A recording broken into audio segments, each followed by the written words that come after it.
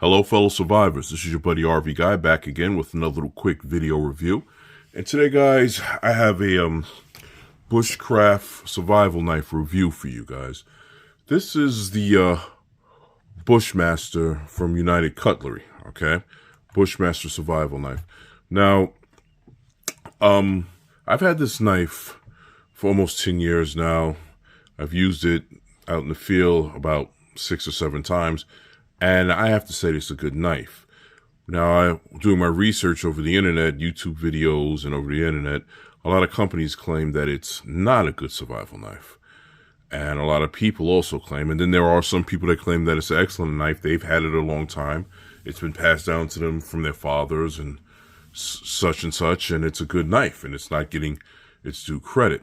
Well, we're going to do a review on it today, and I'm going to tell you everything it has to offer and why I think some people get this knife confused for something else, okay? First of all, this is a knife here, guys, all right?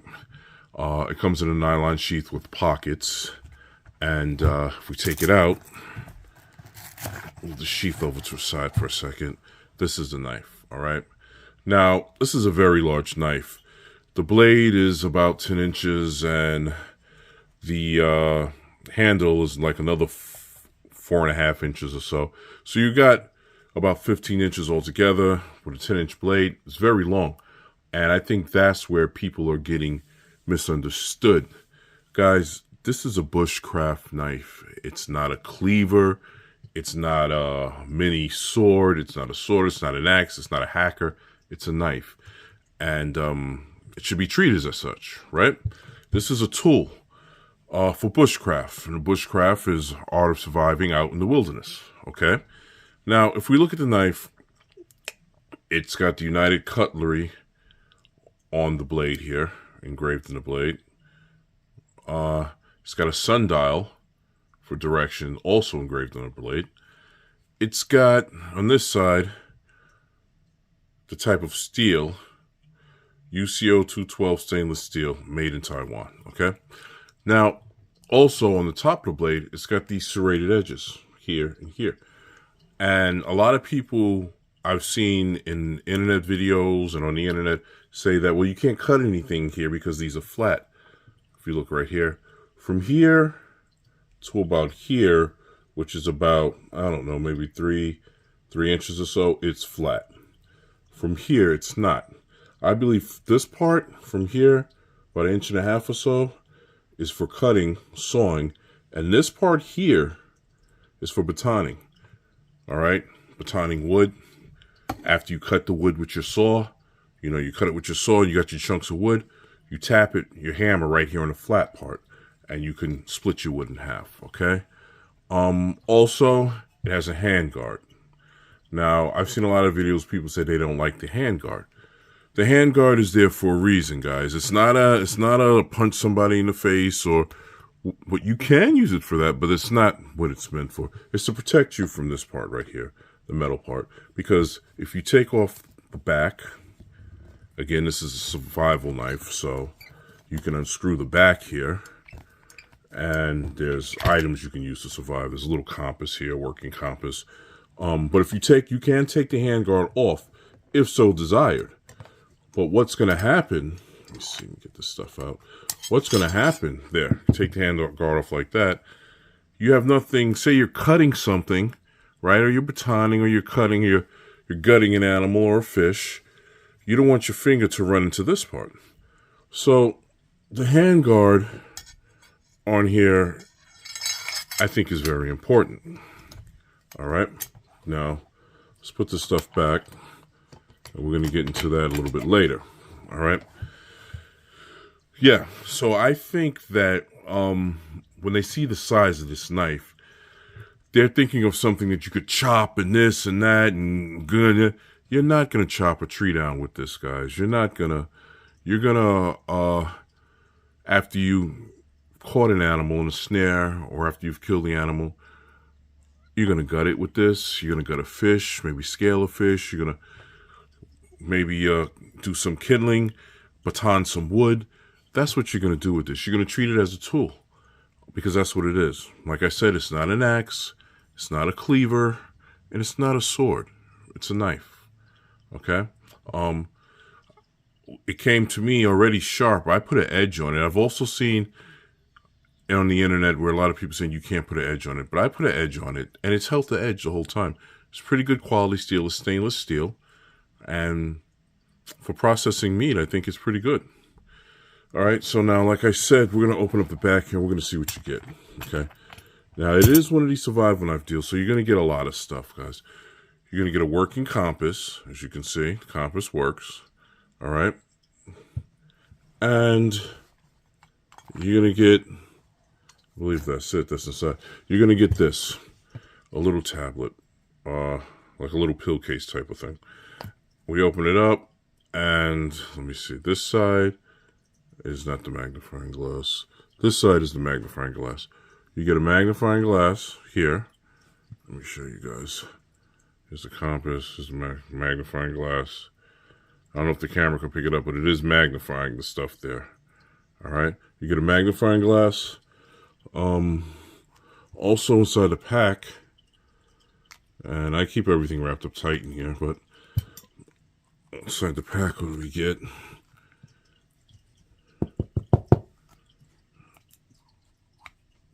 Use the knife again.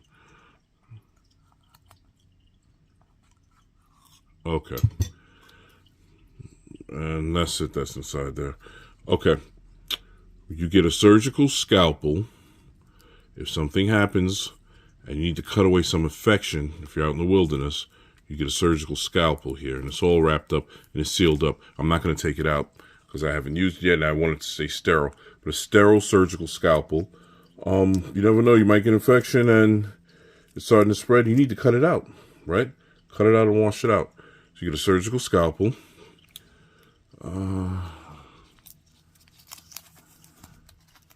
You get some Band-Aids, okay? After you cut that infection out, put Band-Aids over it or whatever you have to do. And you get some waterproof matches here. And what's this? Okay, let's see. Okay, you get some fishing hook, line and sinker, and some waterproof matches, which is cool. Let me see if I can get this open. I've never used this, but all right. There we go. There we go. All right, let's pull it up to the camera. You get some waterproof matches, some line, and some sinker. And that's good to have, right? You never know. Right? Just when you think you've forgotten your stuff at home, you haven't. You have it in your knife. All right? Like, again, like I said, this is a tool, guys. Like a Swiss Army knife type tool deal. You're going to get everything you need inside here to do bushcraft. And again, bushcraft is like a skill, something you have to practice, right? This is not a knife that you're going to go take and hack away and cut down the forest. No, it's bushcraft. And I think that's where these people get this thing wrong, only because of the size of the knife. All right.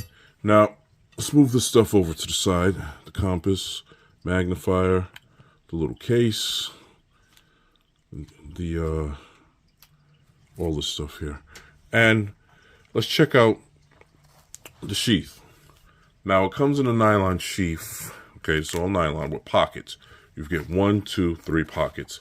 And a plastic inner to slide the knife in so it doesn't cut open the nylon, which is good. I've seen a lot of knives, they don't give you a plastic insert, it's just nylon. But this knife is very sharp and it will cut through this nylon, so that's why they give you the plastic inner. It has a Velcro here, which I would have preferred to snap, but the Velcro's cool. And you can wear it on your belt. There's a belt loop here, nylon belt loop. Okay. First pocket, let's see what we got. Okay, for first pocket, we get a can opener. Now, a lot of people say, well, what do you need a can opener out in the woods with? You never know what you might have to come across. And this is kind of like the, what is it, the P30 can openers, the military cell can openers. And you just put it in there and work it around. It's all stainless steel. It's good to have. You never know. Okay. And one more thing. If you don't like what's in these pockets, build upon it yourself. Take the stuff out and work on it yourself. Next, we get a sharpening stone, all right, to keep your blade sharp. It's not the best quality sharpening stone. And again, I've seen on the internet people say, well, you get a cheap stone with it. You can't do anything with that, blah, blah, blah, blah, blah. Maybe they don't know what they're doing. Drop a little water on this, a little oil maybe. You can sharpen up your blade. Or if you don't like this sharpening stone, get a better one, right? Invest in a better one. Maybe something a little bit more coarse or a little bit more finer, however you prefer. And put it in there yourself. Like I said, what the beauty about this stuff is you can build on it. And you're doing bushcraft. So you're developing an art to survive out in the wilderness. If you don't like what you got, build upon it. Next up is a flashlight. Now, this isn't the flashlight that came with this case. I put this flashlight in here. The flashlight they give you is a little cheap flashlight. But what did I do? I built upon it, right? I found a flashlight that I had. I took the cheap one out, and I put a good one in there. And I've had it in here a while now, and it works great. Always good to have a flashlight. Again, in the nighttime, you can see where you're going, see what you're doing. Signal somebody in a location. Like I said, you can order these little small flashlights like this off the internet. And, yeah, if you don't like the one they give you, make it work for you. All right? Let's put that over here. Now, what else do we get? You get a animal snare. And this is a good quality animal snare. Man, it's made of very good wiring. Like I said, you're out there trying to catch animals. You're not going to catch a buffalo with this, guys. You're going to catch small animals, a rabbit, squirrel, maybe a finch, maybe. And these are the things that you're going to survive on. A lot of people say, well, what are you going to, if the shit hits the fan, the animals that you're going to survive on out in the woods are squirrels, rabbits, small fish, chipmunks, things like that, to sustain your calories until you can make it someplace where you have more food. You're not going to take down a full-grown bull, moose, elk unless you have a high-powered shotgun. With this little snare, you can set a trap.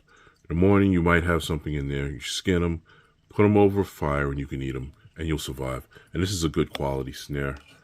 I believe in certain places, certain countries, a snare like this is even illegal because the way it works, it's so good. But yeah, this is a good quality animal snare.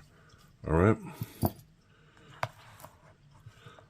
Also, you get a snake bite kit.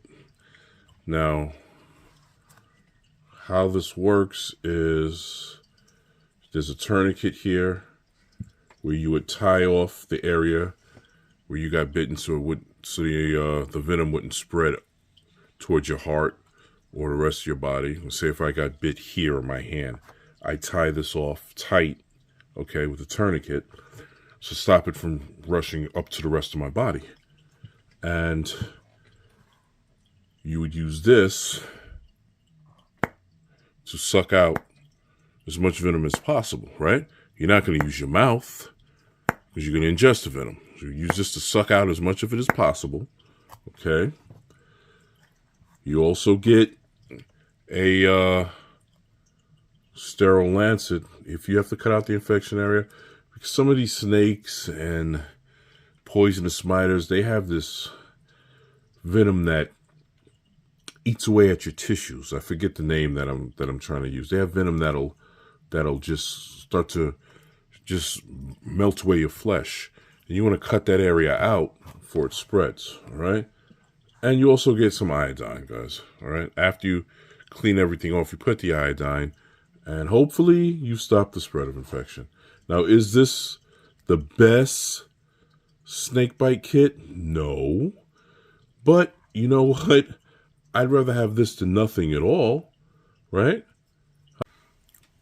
I'd rather have this and have a chance at surviving.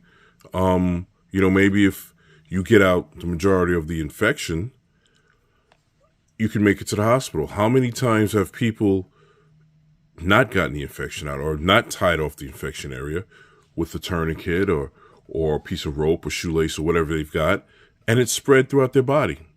And they wind up losing their arm, their hand, or their fingers, or maybe even their life. So yeah, it may not be the best, guys, but it's better than nothing. Okay? Also, before I forget, on the pill bottle itself, it has Morse code. Let me see if I can focus this in for you guys. Morse code instructions. Now it's very small, but this is where your